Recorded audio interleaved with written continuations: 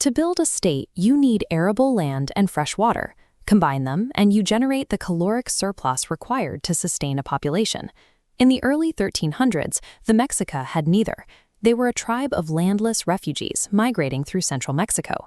Every fertile shoreline in the surrounding valley was already occupied and heavily defended by established, hostile kingdoms. The only territory left unclaimed was the exact center of Lake Texcoco. The exiles occupied a shallow expanse of water resting on top of deep, highly unstable mud. Building a city here posed an immediate threat to their survival because the environment offered exactly zero natural soil for agriculture. They needed to construct a permanent, heavy settlement on a surface that actively resisted cultivation. Traditional farming was impossible. If the Mexica were going to survive, they had to invent a method of hydrological terraforming. The Valley of Mexico is a closed geological basin. Water flows in from mountains with no natural outlet to the sea. Water leaves only through evaporation, concentrating minerals over time. The lower lake elevations became highly saline. Fresh water only existed in narrow zones along the southern edges, around Xochimilco and Chalco, where natural springs pushed the saltwater back. The Mexica were geographically trapped in a severe bottleneck. On one side were the salt flats, on the other, heavily armed neighbors. Even the freshwater zones were precarious. During heavy flooding, saline water from the north would surge south, poisoning the springs and destroying planted crops.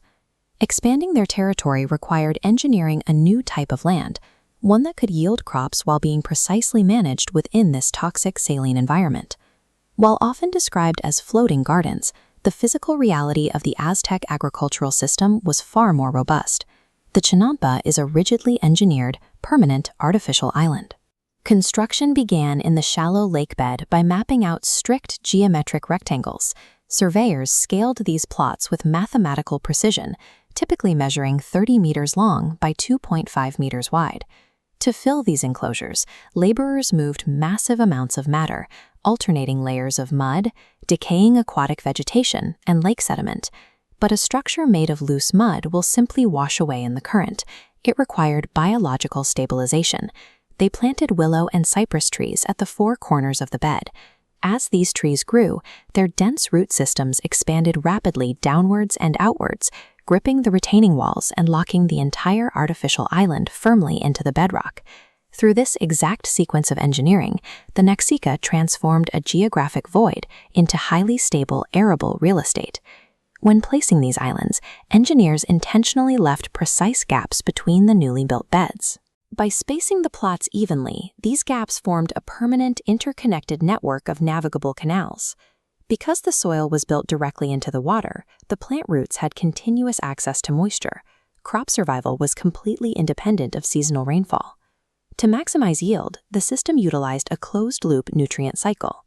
Daily maintenance required farmers to dredge the canals, pulling up the heavy sediment that accumulated on the bottom. This dredged mud was biologically highly valuable, dense with iron-oxidizing bacteria and rich organic matter. To boost this mixture, the Mexica systematically collected urban night soil, human waste from the city, and incorporated it into the dredging mix.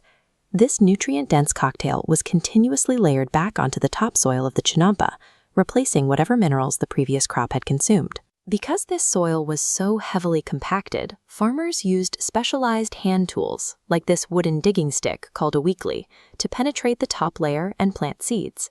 The resulting output was massive. A single plot could produce up to 7 harvests of maize, beans, and squash every year. By closing the nutrient loop and eliminating water scarcity, the Chinampa system achieved a caloric output density that shattered the limits of contemporary European agriculture. What began as individual household agricultural plots eventually became the continuous, state-managed foundation of an entire urban center. To scale the system across the basin, the state directed massive hydrological operations. Engineers constructed huge stone dikes across the water. These barriers physically separated the freshwater Chinampa zones from the saline water of Lake Texcoco. Protected from salt intrusion, the agricultural grid spread across the basin.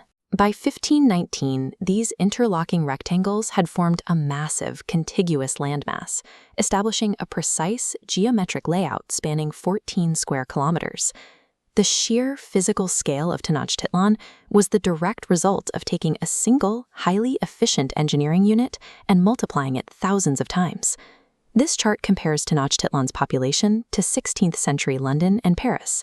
This caloric engine supported a staggering demographic reality, a highly dense population of over 200,000 residents. The logistics of feeding this population had to be managed entirely without the use of wheeled vehicles or beasts of burden. The canal network solved the transport problem. Thousands of canoes could navigate the gaps between the chinampas, carrying harvested goods directly from the soil to the city's central markets. To support this volume of people, advanced civic infrastructure was layered directly over the agricultural grid. The resulting city center was a dense complex of white-plastered stone monuments towering over the strictly organized thoroughfares. The Aztec Triple Alliance achieved geopolitical supremacy by solving the ultimate infrastructural bottleneck, mathematically outproducing every hostile kingdom in the region.